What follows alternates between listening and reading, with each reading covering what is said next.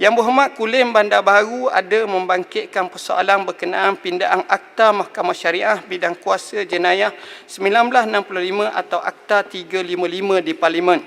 Untuk makluman ahli yang berhormat, kerajaan amat memahami dan menghargai keprihatinan ahli-ahli Dewan serta seluruh rakyat Malaysia dalam memperkasa dan menaik taraf institusi Mahkamah Syariah yang menjadi nadi kepada sistem perundangan Islam di negara kita.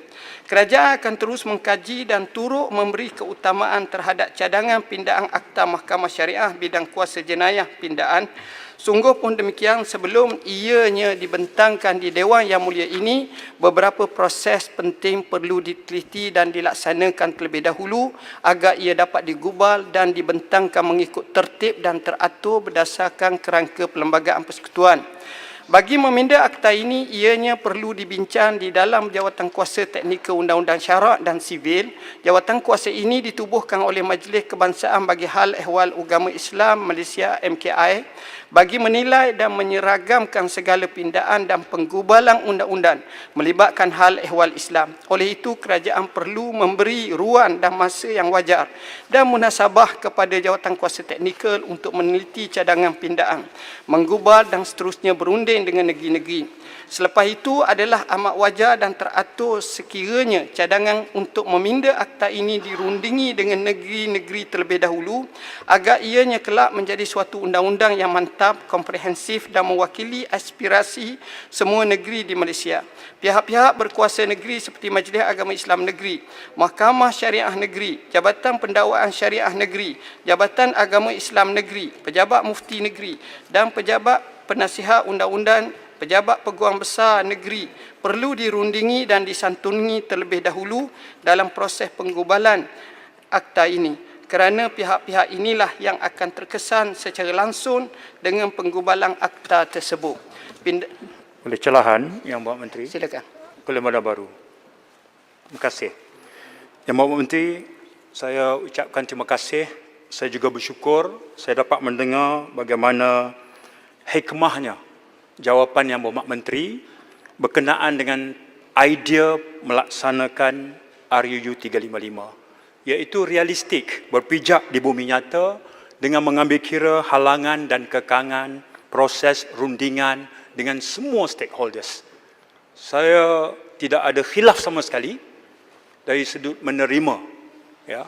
Masalah berlaku apabila kalau ada kalangan yang merasakan bahawa aku saja yang betul, kamu sanggah, kamu keluar akidah. Ini masalah. Jadi bila saya dengar, saya ucap terima kasih banyak. Memang itu saya hargai sangat. Cuma Yang Berhormat, saya nak tanya, agak-agak tu bila boleh buat? Ya, tadi dah sebut dah mekaniknya, prosesnya, perundingan. Alangkah cantiknya kalau perancangan itu diikat dengan satu tempoh masa. Saya nak bagi tahu orang Kulim ni, bila? Satu. Yang kedua, oleh kerana masa pun tinggal 8 minit, ya. Adakah Yang Berhormat akan jawab juga isu tabung haji? Akan menyentuh isu tabung haji? Terima kasih. Sila Menteri. Okey, terima kasih Yang Berhormat. Apa yang ditanya ni saya jawab depan ni sikit. Ada dah dalam ni. Okey. Pindaan ini juga perlu dibentangkan kepada MKI yang dianggotai oleh anggota-anggota yang mewakili sebahagian besar negeri-negeri di Malaysia. Jadi proses macam ini saya akan sebut sikit.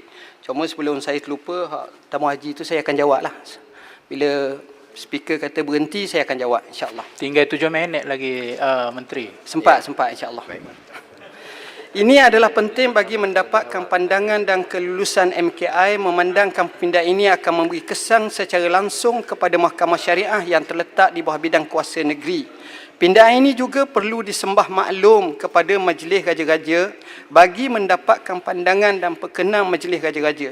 Hal ini kerana segala hal ehwal berkaitan dengan agama Islam, termasuklah Mahkamah Syariah dan Undang-Undang Kesalahan Jenayah Syariah adalah di bawah bidang kuasa ke bawah Duli Yang Maha Mulia atau Duli Yang Maha Mulia Sultan, Raja dan Yang di-Pertuan Besar Negeri yang merupakan ketua agama di negeri-negeri jajahan takluk baginda, serta ke bawah Duli Yang Maha Mulia Seri Paduka Baginda Pertuan Agong bagi negeri-negeri yang tidak beraja untuk mendapatkan pandangan dan perkenan baginda-baginda.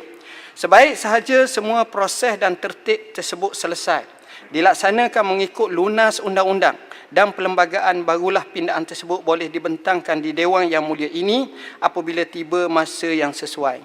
Saya berharap insya-Allah ia akan dapat direalisasikan sebelum daripada saya mati insya-Allah. Berkenaan dengan gesaan yang berhormat pula,